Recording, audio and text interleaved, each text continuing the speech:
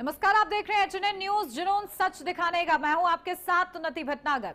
लखनऊ में आयोजित जनता दरबार में एक पीड़िता अपनी फरियाद लेकर सीएम योगी आदित्यनाथ के पास पहुंची। पीड़िता ने मुख्यमंत्री को प्रार्थना पत्र देते हुए आरोप लगाया कि उसकी बेटी के साथ रेप करने के साथ ही जबरन धर्मांतरण कराने की कोशिश की गई। पीड़िता के मुताबिक इस मामले में सामाजिक संगठनों के हस्तक्षेप के बाद पुलिस ने मुकदमा दर्ज किया और मुख्य आरोपी को गिरफ्तार कर जेल भेज दिया है। हालांकि पीड़िता का कहना है कि पूरे धर्मांतरण नेटवर्क को संचालित करने वाले हबीब नाम के व्यक्ति के खिलाफ अब तक पुलिस ने कोई ठोस कार्रवाई नहीं की है। पीड़िता ने आरोप लगाया है कि आरोपी पक्ष की ओर से लगातार केस वापस लेने के लिए धमकियां भी दी जा रही हैं, जिससे परिवार में भय का माहौल बना हुआ है। जनता दरबार में पीड़िता के साथ करनी सेना के जिला अध्यक्ष ठाकुर प्रेम प्रताप सिंह भी मौजूद रहे। उन्होंने भी मामले में निष्पक्ष और सख्त कार्रवाई की मांग की है। शिकायत सुनने के बाद मुख्यमंत्री योगी आदित्यनाथ ने संबंधित अधिकारियों को मामले की जांच कर त्वरित और कठोर कार्रवाई करने के निर्देश दिए हैं। तो धर्मांतरण का एक बार फिर से ये मामला, क्योंकि योगी सरकार सख्त है धर्मांतरण जैसे मामलों के लिए और इसी के लिए सख्त कानून लाया गया। लेकिन अब इन सब के बीच देखिए, सीएम योगी आदित्यनाथ ने आदेश दे दिए हैं अधिकारियों को कि निष्पक्ष कार्रवाई की जाए। आखिर क्या ये पूरा मामला है, इसमें कहां तक नेटवर्क जा रहे हैं, इसी पर आज चर्चा और किस तरीके से आश्वासन मिला है पीड़ितों को, क्योंकि वो जनता दरबार में पहुंचे हैं और जनता दरबार में देखिए जो भी पहुंचता है सीएम योगी आदित्यनाथ उनकी फरियाद को बड़ी बारीकी से सुनते हैं और संबंधित अधिकारियों को कहते हैं कि त्वरित निस्तारण हो इनकी समस्याओं का।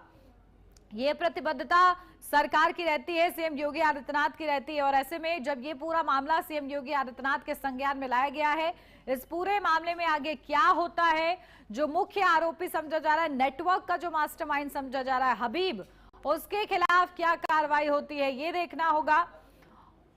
और क्या ये पूरा मामला आखिर कैसे जबरन धर्मांतरण कराया गया, रेप जैसे गंभीर आरोप भी हैं और ये दबाव बनाया जा रहा है कि केस वापस ले लिया जाए।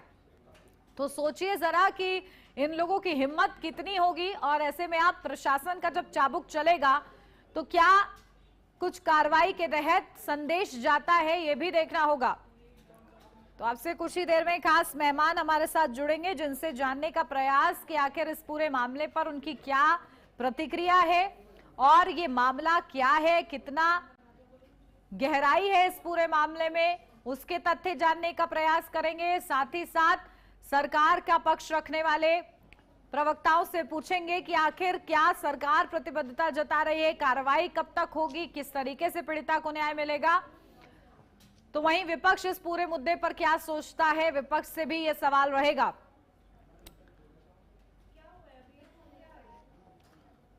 तो देखिए, जनता दरबार में गुहार लगाई गई सीएम योगी आदित्यनाथ से और मामला जबरन धर्मांतरण का। ऐसे मामलों पर सीएम योगी आदित्यनाथ सख्त रुख अपनाते हैं और उनकी ओर से पहले भी कहा गया है कि ऐसा लव जिहाद या फिर इन जिहादी मानसिकता वाले लोगों के खिलाफ कठोर से कठोर कार्रवाई की जाए ताकि ऐसे मामलों पर अंकुश लग सके, बहन बेटियां सुरक्षित रहें। ये बयान हमेशा हम लोग सुनते हैं सीएम योगी आदित्यनाथ के।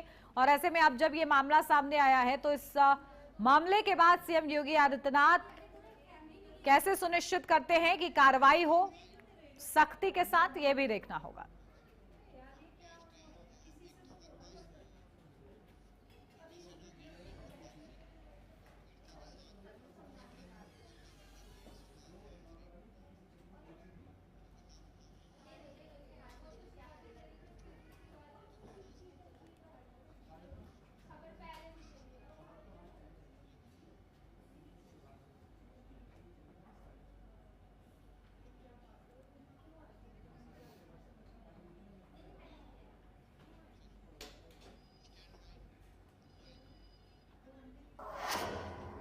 और चलिए इस पर चर्चा की शुरुआत करते हैं। खास मेहमान हमारे साथ जुड़ गए, सीधा आपको रूबरू कराती हूँ। आनंद पाठक नेता बीजेपी से हमारे साथ जुड़ गए। आनंद पाठक जी, बहुत स्वागत आपका। शशिलेंद्र यादव नेता समाजवादी पार्टी से हमारे साथ जुड़ गए हैं। शशिलेंद्र यादव जी, आपका भी बहुत स्वागत। हमारे साथ पीड़िता भी मौजूद है, पीड़िता की मां भी है और प्रेम प्रताप सिंह चौहान करनी सेना जिलाध्यक्ष जो कि साथ में पहुंचे हैं और इस पूरी शिकायत को उनकी ओर से भी दर्ज कराया गया है। सबसे पहले आप ही के पास आ रही हूं प्रेम प्रताप सिंह जी, क्योंकि क्या ये पूरा मामला निकलकर सामने आ रहा है? बताया जा रहा है कि दबाव तक बनाया जा रहा है कि ये केस वापस ले लिया जाए। जरा खुलकर विस्तार से बताइए। ये मंच हमने आपको दिया है ताकि आप अपनी बात निडरता के साथ रख सके। Thank you. जय श्री राम। मेरा नाम प्रेम प्रताप सिंह, मैं करनी सेना का जिला अध्यक्ष हूँ, जिला एटा से। मेरे ही बगल के बॉर्डर गांव जिला काशगंज, वहीं के देवरिया थाना पटियाली के देवरिया गांव का मामला है। एक नाबालिग बच्ची को जबरन घर से एक हबीब खान जिहादी द्वारा बच्ची को उठाया गया 26 तारीख को। 27 तारीख को पुलिस प्रशासन ने मुकदमा दर्ज किया। 9 से 10 दिन तक लड़की के साथ लगातार रेप चला। कई एक जिहादियों ने मुसलमानों की लड़की के साथ रेप किया। अलग अलग लोकेशनों पे और मुसलमानों की लड़की को रखा। जब 10 दिन के बाद जब लड़की मिलती है, उसके कोर्ट में बयान होते हैं, उसका मेडिकल होता है, 164 के बयान होते हैं। उसके बावजूद पुलिस प्रशासन किसी मुलजिम को गिरफ्तार नहीं करता है। मैं आज से 15 दिन पहले जब योगी जी के यहाँ मैं मिलने गया फर्स्ट बार, तब महाराज जी ने सख्त आदेश किए। उसमें एक जिहादी जो था, एक लड़का पकड़ा गया। अभी तक 64 के बयान होने के बाद लफ्ज जिहादी हबीब खान की अभी तक गिरफ्तारी नहीं हुई है। वो एक बहुत ही बड़ा अपराधी। उसने कम से कम अपने हमारे हिंदू धर्म की 100 से 150 लड़कियों का धर्म परिवर्तन करा के वो मुसलमान बना चुका है, इस्लाम कबूल करा चुका है।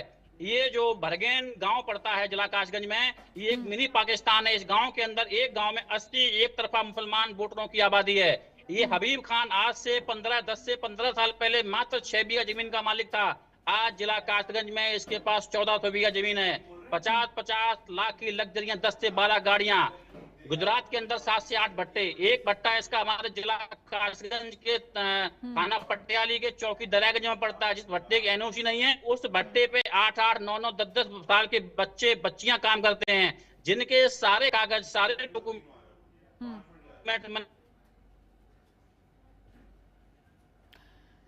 बिल्कुल, देखिए इस पर कार्रवाई होनी चाहिए। और आपका ऑडियो अभी दुरुस्त नहीं आ रहा है, इसको दुरुस्त कराती हूँ, फिर लौटती हूँ आपके पास। आनंद पाठक जी, आपके पास आ रही हूँ सीधा, क्योंकि सरकार धर्मांतरण जैसे गंभीर मुद्दों के लिए हमेशा से ही सख्त रुख अपनाती है। बावजूद इसके जनता दरबार का रुख करना पड़ता है। पीड़िता को समझ रहे हैं कि कार्रवाई नहीं हुई, जिसके बाद आखिरकार वो जनता दरबार में पहुंची। कहाँ खामी आ रही है? और जो सख्ती आप लोग बयानों में दिखाते हैं धर्मांतरण जैसे मामलों के खिलाफ, वो कार्रवाई में क्यों नहीं दिख रही?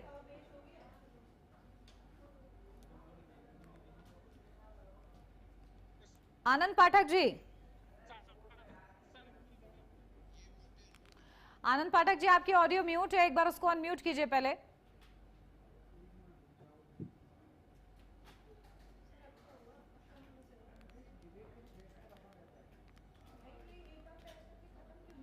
चलिए, शायद अभी आनंद पाठक जी तक आवाज नहीं पहुंच रही हमारी।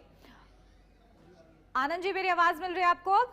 जी मैम, जी धन्यवाद मैम। जी बताइए, मेरा सवाल अगर आपने सुना हो तो। जैसा कि मैम अभी तक ये मामला आदरणीय मुख्यमंत्री जी के संज्ञान में नहीं था और ये प्रशासन में थोड़ी वो लापरवाहियां या जो भी दिक्कतें आई हुई हैं, लेकिन जैसे ही ये संज्ञान में आया तो माननीय मुख्यमंत्री जी ने त्वरित सारे वरिष्ठ अधिकारियों को निर्देश दिया है कि वहां पे तुरंत कार्रवाई हो। और देखिए एफआईआर हुआ और जितने भी लोग अभी वहां पे मौके पे मिले हैं उनकी गिरफ्तारी भी हुई है। और बाकी जो भी विधिक प्रक्रिया है भाई, जांच का एक विषय है, तो जांच होने पे ही कार्रवाई किया जा रहा है, उसमें कोई भी लेट लतीफी नहीं होगी। अभी तक ये मामला अवगत नहीं था, इस पे प्रशासन से जो भी चूक हुई है, अगर पुलिस अधिकारियों की इसमें कोई गलती रही है तो उनके ऊपर भी सख्त से सख्त कार्रवाई होगी। और ये जो धर्मांतरण का मुद्दा है, ये बहुत ही जटिल विषय है भाई। इस पे तो योगी जी की सरकार, हमारी जो डबल इंजन सरकार है, वो जीरो टॉलरेंस की नीति पे चल रही है। उनको तो किसी भी व्यक्ति को उसमें बिल्कुल छोड़ा नहीं जाएगा, सब पे बहुत ही सख्त कार्रवाई होगी। और इस पे अभी हमारी भाई दूसरे लोग भी हैं और मामला ही संज्ञान बहुत लेट में रहा है मैम, ये चीजें हैं। बिल्कुल, कहीं ना कहीं यही तो चर्चा हो रही है। देखिए कि आखिर मामला इतने देरी से संज्ञान में क्यों आया? शिकायत तो दर्ज करा दी गई थी, कार्रवाई क्यों नहीं हुई अधिकारियों की ओर से? हालांकि सीएम योगी आदित्यनाथ ने फटकार लगाई, अब क्या होता है देखना होगा। शशिलेंद्र यादव जी, आपके पास आ रही हूँ। प्रदेश की मुख्य विपक्षी पार्टी होने के नाते क्या कहेंगे, क्योंकि धर्मांतरण जैसे मामले गंभीर हो जाते हैं, सरकार ने जो अब तक कार्रवाई की है उस पर और इस पूरे मामले पर क्या स्टैंड? देखिए उन्नति जी, ये कासगंज का जो धर्मांतरण का मामला है ये बहुत निंदनीय है। जो लोग इस अपराध में अपराधी हैं उनको सख्त से सख्त सजा मिलनी चाहिए, लेकिन इस मुद्दे को धर्मीकरण करना बिल्कुल ठीक नहीं। अब आप जैसे भी करनी सेना के जो जिलाध्यक्ष है कासगंज के जो कह रहे थे, मैं उनकी बात से पूर्णतः सहमत नहीं हूं। अभी एक घटना कासगंज में हुई थी, योगी जो इस देश के प्रदेश के मुख्यमंत्री हैं, उनके सजाती गुंडों ने किस तरीके से दलितों के एक परिवार को लाठी डंडों से पीटा। क्या करनी सेना के लोगों को कासगंज की ये जो दलितों पे अत्याचार है क्या नहीं दिखाई देता? क्या अभी जो मेरठ में एक घटना हुई थी, एक बेटी के अपहरण का विरोध एक मां कर रही थी, उस मां की हत्या कर दी गई। अभी मैं आपको लखनऊ के एक होली की घटना बताता हूँ। शशिलेंद्र यादव जी, कहाँ ले जा रहे हैं आप गाड़ी? कहाँ गाड़ी ले जा रहे हैं आप? मैं आपसे पूछ रही हूँ कि कासगंज का जो धर्मांतरण का मामला हुआ है, कितना गंभीर आप लोग इसको समझ रहे हैं? आप मुझे अन्य मुद्दे गिनवा रहे हैं। देखिए उन्नति जी, जो मैंने पहले भी कहा, जो धर्मांतरण का मामला है, जो लोग अपराधी हैं या जो लोग इस घटना में अगर उनका अपराध सिद्ध होता है तो उनको सख्त से सख्त सजा मिलनी चाहिए, लेकिन इसका राजनीतिकरण नहीं करना चाहिए। किसी धर्म से इसको नहीं जोड़ना चाहिए, क्योंकि किसी भी धर्म में अच्छे और खराब दोनों प्रकार के लोग होते हैं। अगर जिस हबीब का आप जिक्र कर रही है, अगर उनका इस घटना में कहीं से भी वो अपराधी पाया जाए। मैंने आपके मुंह से शशिलेंद्र जी एक बार भी ये नहीं सुना कि पीड़िता को न्याय मिलना चाहिए। वो आरोपी जो है वो, सुनिए मेरी बात शशिलेंद्र जी, सुनिए।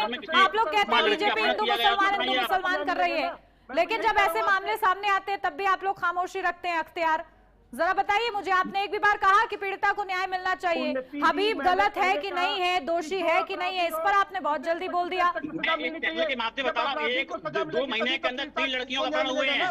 2 महीने के अंदर 3 लड़कियों मामले की गंभीरता देखने के बाद भी आप लोग अपने बयानों में थोड़ा सा भी बदलाव नहीं करते। मामले को भटका रहे हैं, जो मुद्दा है उसको आप भटकाने का प्रयास क्यों कर रहे हैं? भाई यहाँ यही तो बात है मैम, जब भी प्रशासन कार्रवाई करने की बात आती है, बात हुए हैं कि देखिए इसमें रमजान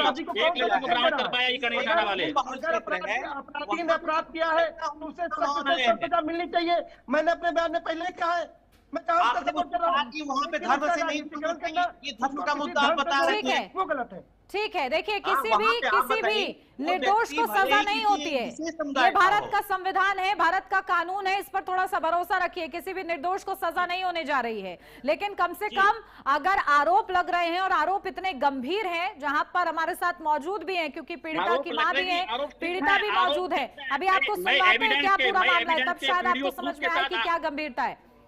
ठीक है, आरोप ये देखना है कि वो पीड़िता है, अगर उसके साथ अन्याय हुआ है, प्रेम प्रताप सिंह जी, और उसका संप्रदाय का, उसे क्या हम पीड़िता की जुबानी सुन सकते हैं कि क्या ये पूरा मामला है? हम उनकी पहचान और पूरी तरीके से गोपनीय रखने का प्रयास करेंगे, हर संभव प्रयास। बस हमें सुनना ये है कि आखिर उन पर क्या आप बीती जो है वो खुलकर बताइए, निडरता के साथ बताइए, ताकि इस पूरे मामले में न्याय मिले उनको। ये लो, ये पीड़िता साफ नहीं आ रहा, साफ आ रहा था आप हुआ ना जी। बताइए, क्या आपके साथ ये पूरा मामला हुआ और आप बिल्कुल निडर होके हमें बता सकते हैं? जी बिल्कुल मैम, हबीब सेठ मेरे को वहां लेके गया था गुजरात, उसने मेरे साथ गलत किया। और भी मोमडन लोग थे मुसलमान जिसने मेरे साथ गलत किया, और मेरे घर वालों को प्रेशर डाल रहा है और धमकी दे रहा है कि हम मरवा देंगे तुम सबको, हमारे मतलब फैसला कर लो। 30 लाख रुपए दे रहा था। मेरी मम्मी ने मना कर दिया, बोला हमें न्याय चाहिए, हमें पैसे नहीं चाहिए। धर्मांतरण का ये खेल कैसे शुरू हुआ? मतलब क्या कहा गया आपसे एग्जैक्टली बताइए कि क्या उन्होंने कहा कि आप धर्म बदल लीजिए, इस तरीके की बात हुई? कब ये बात शुरू हुई? आपको कैसे समझ में आया कि वो धर्मांतरण कराना चाह रहे हैं? मुझे शादी का झांसा दिया और फिर मेरे को लेके गया हबीब, पता नहीं गुजरात के किसी भट्टे पर रखा मेरे को। पहले आपको पता था कि वो कौन है? क्या उसने अपनी पहचान छुपाई? हाँ, लड़के ने मुझसे पहचान छुपाई थी। उसने पहले क्या बताया था? राजीव के नाम से आईडी से मुझसे बात की थी उसने। और उसके बाद फिर वो उसने आपसे ये कहा कि तुम इस्लाम धर्म कबूल कर लो, शादी कर लूंगा तुमसे। प्रेम जाल में यानी कि फंसाने का प्रयास हुआ क्या? हाँ जी बिल्कुल मैम। मैंने मना किया कि नहीं, आप मुसलमान हो, मुझे शादी नहीं करनी। तो उसने बोला कि करनी पड़ेगी, मुझे ब्लैकमेल किया। आपको ये कब पता चला कि वो मुसलमान है? 6 महीने बाद। 6 महीने बाद कैसे इसका खुलासा हुआ, बता सकती हैं आप? मिलने गई थी मैं उससे। अच्छा। तब मुझे दिखा, मैंने उसको देखा कि वो हिंदू था, वो मुसलमान था, और मैं मतलब गांव का ही आदमी था। ठीक है, अब जरा अपनी माता जी को आप कैमरा दीजिए, उनसे भी मेरा एक सवाल है कि आखिर जब आप ये शिकायत लेकर पहुंची थी, क्या इससे पहले भी शिकायत लेकर पहुंची जहां पर सुनवाई नहीं हुई, जिसके बाद आपको जनता दरबार का रुख करना पड़ा? जी मैडम, मैं अपने पटियाली थाने में गई थी। मैंने बोला शासक है, मेरे को न्याय दिलवाइए। वो बोले इसमें कुछ नहीं है, कोई सी गलती नहीं है, आप बेफालतू से फंसा रही हैं। मैंने बोला सर, मेरे पे बीती है जानती हूँ, आप क्या जाने इसको। उन्होंने कोई न्याय नहीं दिया। और उन्होंने हमको अब आप लोग मांग क्या कर रही हैं? मांग क्या कर रही हैं? अब किस तरीके से कार्रवाई होनी चाहिए? और वो जो हबीब का नाम निकल कर सामने आ रहा है, क्या उसको भी आप लोग जानते हैं? हाँ सर, हाँ मैडम जानते हैं। हबीब को कैसे जानते हैं? वही लेके गया था मैडम उसको। अच्छा, ठीक है। आपकी बेटी को फंसाने का प्रयास किया गया, प्रेम जाल में फंसाया, 6 महीने तक वो संपर्क में थी और उसके बाद उसको पता चला कि वो मुसलमान निकला। लेकिन 6 महीने तक क्या आपको जानकारी थी कि आपकी बेटी उसके संपर्क में है? जी मैडम, नहीं जानकारी थी। ठीक है, क्या वजह रही जो आपको जानकारी नहीं हो पाई? बेटी ने नहीं बताया या बेटी को बताने नहीं दिया गया? नाबालिग थी मैडम, वो उसे बताने नहीं दिया। ठीक है, प्रेम प्रताप सिंह जी। जी मैडम, देखिए, इस पूरे मामले में जो बातें निकलकर सामने आ रही हैं कि प्रेम जाल में फंसाने का प्रयास किया गया है। बच्ची छोटी थी, नाबालिग है, ऐसे में इतनी समझ नहीं कि क्या सही क्या गलत। लेकिन अब इस पूरे मामले में जो हबीब का जिक्र आप कर रहे हैं, क्या ऐसे आरोप, क्या आपके पास तथ्य मौजूद कि वो आरोपी लगे? मौजूद है मैम। 1 महीने 2 महीने के अंदर 3 लड़कियों के अपहरण हुए हैं, 3, जिसमें सिर्फ एक ही बच्ची मिली है। ये अभी 2 नाबालिग बच्ची अभी और गायब हैं। पटियाली थाने, पटियाली की पुलिस, जिला कासगंज पुलिस प्रशासन बिल्कुल सोया हुआ है। लगातार ऐसे मुद्दों को, ऐसे केसों को दबाता रहता है। मैं कहता हूँ 6 महीने का थाना पटियाली का अगर रिकॉर्ड निकाला जाए तो 6 महीने के अंदर कम से कम 200 लड़कियों की अपहरण, खोई हुई, भागी हुई, और कम से कम 100-150 गौ तस्कर के मामला भरगेन के निकल के आएंगे। ठीक है, आनंद पाठक जी आपके पास आ रही हूँ। देखिए, जो इस लड़की के साथ हुआ है, ऐसे में उसको न्याय मिलना चाहिए। 2 और लड़कियां जो बताई जा रही है अपहरण हुआ उनका, वो नहीं मिल पाई हैं। आप चौथा शिकार ना हो पाए उससे पहले कार्रवाई हो जाए, ये आपकी सरकार को सुनिश्चित करना होगा।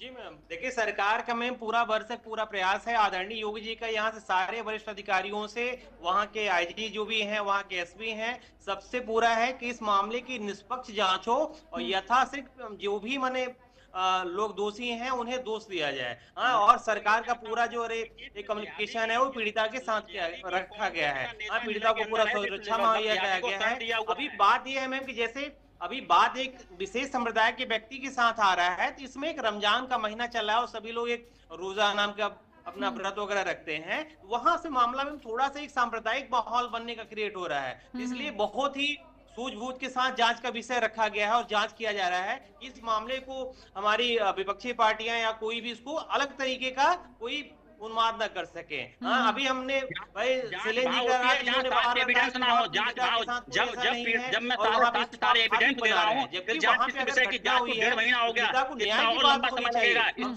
लेकिन आनंद पाठक जी, जब ऐसे मामले होते हैं तो त्वरित कार्रवाई की जरूरत होती है, वरना बहुत देर हो जाती है और फिर उस न्याय का कोई मतलब नहीं रह जाता है।